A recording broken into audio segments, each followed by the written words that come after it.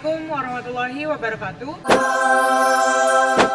Kami dari kelompok 4 beranggotakan Quinsyah Malika Fatihah, Raifa Nasya Saleh, Faruk Malika Lakso, dan juga Konita Salvia beserta Fahira Kamila Hafsah dari kelas 95 akan menunjukkan bagaimana proses kami mewawancarai seorang anggota dan juga pendakwah bernama Ustadz Budi. Dalam hal itu, mari kita saksikan perjalanannya. Dalam menuju perjalanan ke Ustadz Budi, saya dan juga Konita akan menaiki angkot dari MTSN 5 menuju rumah beliau. Mari kita saksikan perjalanannya.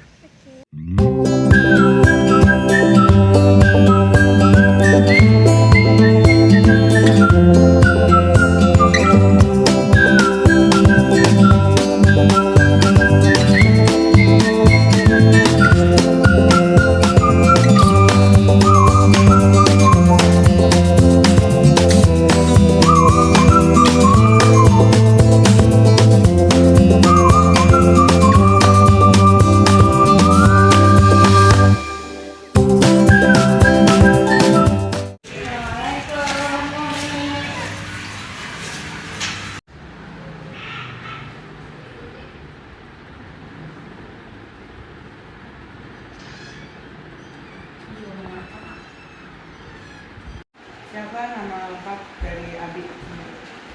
Bismillahirrahmanirrahim. Nama lengkap Budianto.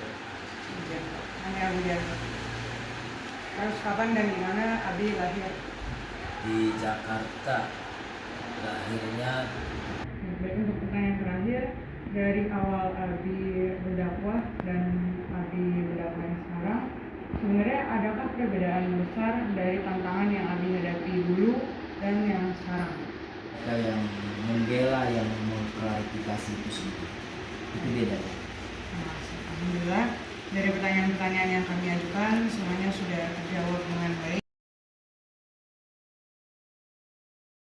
Oke, untuk pertanyaan pertama, siapa nama lengkap dari Abi sendiri? Bismillahirrahmanirrahim. Nama lengkap Budianto. Budianto, hanya Budianto. Terus kapan dan di mana Abi lahir? Di Jakarta. Lahirnya tanggal 11 Desember 1984. Dari pendidikan Abi yang dulu dari SD sampai dengan SMA, itu tuh apa saja sekolahnya gitu? Sekolah dari SD 08 Kalibaru, SMP Darul Ma'arif, kemudian lanjut ke pesantren Darul Ulum, kemudian melanjutkan kuliah di Sekolah Tinggi Agama Islam Solahuddin Al-Ayyubi. Itu di mana, Bi? Apanya? Sekolah tingginya? Sekolah tingginya di Balaraja. Balaraja. Balaraja, Banten. Oke. Dari cara didik orang tua Abi yang dahulu, itu gimana sih agar bisa menjadikan Abi yang sekarang? Memang sangat tegas, sangat luar biasa. Didikan orang tua yang nggak pernah lelah sehingga bisa menjadi seperti ini. Allah berikan ilmu yang bermanfaat karena memang dari kecil sudah dididik keras ataupun dididik tegas oleh kedua orang tua. Oke, kemudian apa yang melatar belakangi Abi untuk jadi seorang pengajar ataupun pendakwah seperti sekarang? Pada dasarnya semuanya belajar untuk menjadi pribadi yang bermanfaat, sebagaimana hadis Rasul, khairun nas anfa'uhum linnas. Sebaik-baik manusia adalah yang bermanfaat untuk manusia lainnya. Oke. Kemudian kalau untuk seorang pengajar ataupun pendakwah pasti kan ada tokoh inspirasinya sendiri gitu ya, Abi. Nah, dari Abi sendiri siapa yang menjadi tokoh inspirasi Abi untuk menjadi seperti sekarang? Para ulama yang memang alim, ulama-ulama yang memiliki akhlakul karimah, ulama-ulama yang memiliki akhlak yang baik, akhlak yang mulia. Salah satunya adalah ulama yang berada di Banten untuk saat ini. Banyak ulama yang memiliki akhlak atau kepribadian yang baik, itulah menjadi inspirasi buat saya semangat untuk belajar. Oke, kalau bisa menyebutkan satu orang tokoh nama untuk menjadi tokoh inspirasi, siapa tokoh tersebut dan apa yang membuat Abi merasa terinspirasi dari beliau? Yaitu Dr. Kiai Haji Ahmad Suhaimi Hasan. Beliau adalah pendiri Pondok Pesantren Darul Ulum Kota Tangerang. Beliau mengajarkan begitu luar biasa, yaitu mengajarkan bagaimana kedisiplinan, bagaimana kebersihan, bagaimana belajar untuk masa depan. Berarti kemungkinan Abi pernah bertemu dengan beliau atau bagaimana sehingga bisa menjadikan beliau inspirasi Abi? 11 tahun saya bersama beliau di pesantren Darul Ulum. Ada 7 pesantren, diantaranya Darul Ulum. Dari tahun 2000 sampai 2011 saya bersama Kiai Haji Ahmad Suhaimi Hasan, dan sekarang beliau berumur 75 tahun. Baik, kalau sekarang Abi menjadi seorang pendakwah dan juga pengajar, apa metode yang biasanya Abi lakukan saat mengajar dan juga mendakwah? Metode pertama yaitu tentang bagaimana menggunakan bahasa yang baik, bahasa yang tertata, bahasa yang merangkul kepada anak didik, kemudian diterapkan bagaimana adab dan akhlaknya. Ilmu dan akhlak menjadi satu kesatuan, metode yang kami ajarkan. Baik, dari metode tersebut, apa alasan Abi memilih metode tersebut dan kenapa? Karena ilmu adalah dasar untuk menjadi manusia yang beradab, menjadi manusia yang berakhlakul karimah. Tidak ada ilmu, ibadah pun ditolak. Tidak ada ilmu, ibadah pun sia-sia. Bahkan mardudatun la tuqbalu. Ibadah yang tidak didasari tanpa ilmu, maka ibadahnya ditolak. Baik, dari alasan tersebut berarti kan Abi mengutamakan adab dan juga ilmu. Nah, dari pengutamaan adab dan ilmu itu siapa sasaran dari pengajaran Abi dan Umi?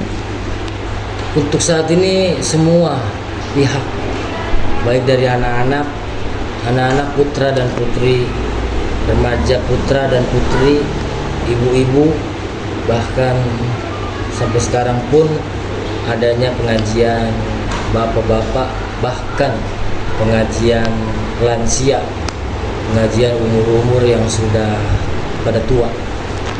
Berarti dari berbagai sasaran dari anak kecil, ibu-ibu, remaja sampai dengan bapak-bapak dan lansia, ada perbedaan cara mengajar atau enggak, Bi?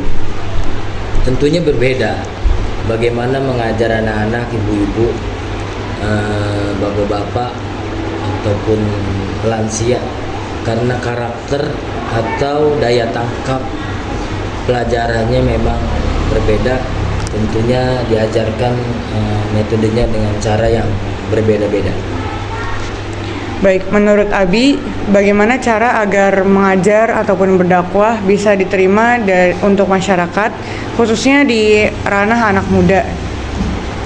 Pertama, kita berbaur sekaligus untuk merangkul.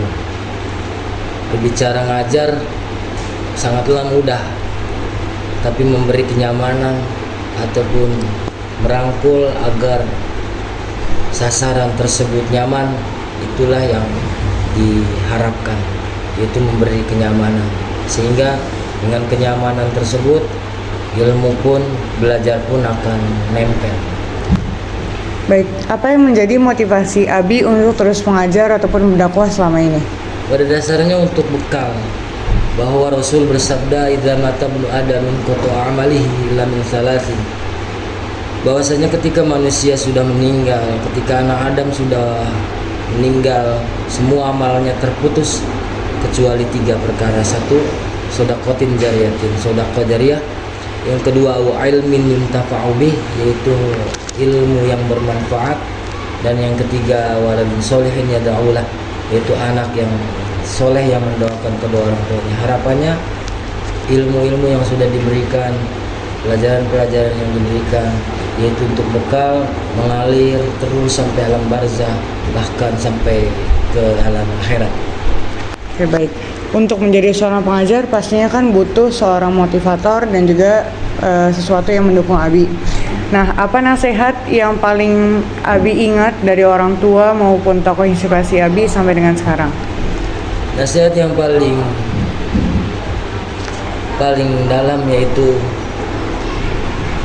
tentang apalah memiliki banyaknya ilmu tanpa adanya adab dan akhlak. Ilmu akan sia-sia jika tidak disertai dengan adab atau akhlak. Karena ulama mengatakan al-adabu fawqal ilmi, bahwa adab itu lebih tinggi daripada ilmu. Inilah nasihat yang harus saya ingat sampai dengan sekarang. Untuk menjadi seorang pengajar kan butuh waktu yang lama ya, Bi. Saya mau nanya dulu, udah berapa lama Abi menjadi pengajar bersama Umi di sini? Di awal nikah 2014 itu langsung buka pondok pesantren di daerah Tangerang, kemudian melanjutkan di Jakarta yaitu daerah Celincing. Semuanya sudah 14 tahun, sudah 12 tahun seumur pernikahan udah mulai ngajar dengan istri. Baik, dari selama 12 tahun mengajar tersebut, apa tantangan terbesar yang Abi hadapi selama Abi mengajar ataupun mengisi-ngisi acara? Orang nanam padi, rumput akan menggoda. Artinya ketika menanam kebaikan, dakwah, mengajak untuk kebaikan, mengajak untuk ke Allah, mengajak untuk ke Rasulullah, mengajak untuk ibadah, tentunya keburukan ini akan mengganggu. Orang nanam padi, rumput menggoda. Orang nanam kebaikan, keburukan pun menggoda. Tantangan terbesarnya adalah semakin kita mengajak kebaikan, semakin kita mengajarkan tentang hukum-hukum, mengajarkan tentang adab, maka fitnah, ghibah dan lain sebagainya itu terjadi pada diri saya. Dari tantangan di awal Abi mengajar sampai dengan tantangan baru-baru ini, apakah ada perbedaan atau seluruhnya sama saja tantangannya? Pada dasarnya kita dicaci maki, dijelekan, bahkan difitnah. Pada dasarnya kita diiklankan secara gratis, diiklankan secara tanpa mengeluarkan biaya. Dan dampaknya sekarang orang-orang yang mencaci, orang-orang yang menghina, orang-orang yang menggibah itu pada akhirnya mereka jadi ikut ngaji sekarang. Bahkan satu keluarga ikut belajar di majelis ta'lim ini. Masya Allah. Untuk menghadapi tantangan tersebut, bagaimana sikap Abi selama ini dalam menghadapi omongan ataupun hinaan? Jalanin saja. Toh kita niatnya semua karena Allah. Niat kita dakwah, niat kita mengajak kebaikan semata-mata mencari perhatian Allah, bukan mencari perhatian manusia, bukan mencari perhatian makhluk. Jadi dipuji ataupun dihina itu semua tidak berpengaruh, karena semata-mata yang saya jalanin adalah belajar untuk caper atau cari perhatian kepada Allah Subhanahu wa taala. Oke. Untuk mengukur apakah cara mengajar Abi sudah berhasil ataupun tidak, ataupun masih ada kekurangan di dalamnya, itu bagaimana cara Abi dalam mengukurnya? Sebenarnya belum ada kata maksimal untuk berdakwah, untuk mengukur kapasitas berhasil atau tidaknya itu masih berproses dalam berdakwah saat ini. Oke, untuk dari Abi sendiri selama 12 tahun mengajar dan juga melihat banyak sekali yang perlu ditingkatkan ataupun ada yang kurang, apa cara yang ingin Abi tingkatkan dalam mengajar ke depannya? Yang harus ditingkatkan adalah bagaimana ilmu mereka sudah didapatkan, seperti fikih, tentang baca Quran, baca tajwid. Dia baca Quran dengan menggunakan ilmu tajwidnya, dia fasih dalam membaca Qurannya. Yang perlu ditingkatkan sekarang adalah bagaimana dia memiliki adab ke Allahnya, akhlak ke Allahnya, akhlak ke gurunya, akhlak kepada kedua orang tuanya. Itu. Baik, Abi pastinya tahu mengenai Wali Songo, dan saya ingin menanyakan sedikit saja pertanyaan mengenai Wali Songo. Abi pasti memiliki salah satu tokoh inspirasi dari Wali Songo, dan saya ingin tahu siapa tokoh inspirasi Abi dari Wali Songo dan apa yang menjadikan Wali Songo tersebut menjadi inspirasi Abi. Semua wali yang 9 adalah menjadi panutan atau menjadi uswah, tapi yang perlu diketahui untuk sekarang ini terjadi itu dakwah Sunan Ampel. Di tokoh wali yang berjalan, yang ada di zaman sekarang ini terjadi, yaitu dakwah Sunan Ampel. Sunan Ampel menjadi tokoh yang harus dipelajari, dijadikan motivasi untuk dakwah saat ini. Oke, baik, untuk pertanyaan terakhir, dari awal Abi berdakwah dan Abi berdakwah yang sekarang, sebenarnya adakah perbedaan besar dari tantangan yang Abi hadapi dulu dan yang sekarang? Sudah berubah sedikit demi sedikit. Tantangan di awal memang sangat luar biasa, bahkan dikatakan sebagai aliran sesat, bahkan dikatakan sebagai teroris, dan hingga akhirnya mereka mencari tahu di dalamnya, di majelisnya. Kemudian mereka ikut ngaji, dan ketika tantangan tersebut saya tidak perlu validasi ataupun klarifikasi. Justru orang-orang atau jamaah yang dulunya itu menentang, sekarang mereka yang membela, yang mengklarifikasi itu semua. Itu bedanya. Terima kasih. Alhamdulillah, dari pertanyaan-pertanyaan yang kami ajukan semuanya sudah terjawab dengan baik, dan juga kami pun sudah merasa cukup dengan jawaban dari Abi dan pertanyaan kami. Saya tutup dengan resmi wawancara ini. Terima kasih. Wassalamualaikum warahmatullahi wabarakatuh. Sekian video tugas Ki kelompok 4 dari kami. Terima kasih. Wassalamualaikum warahmatullahi wabarakatuh.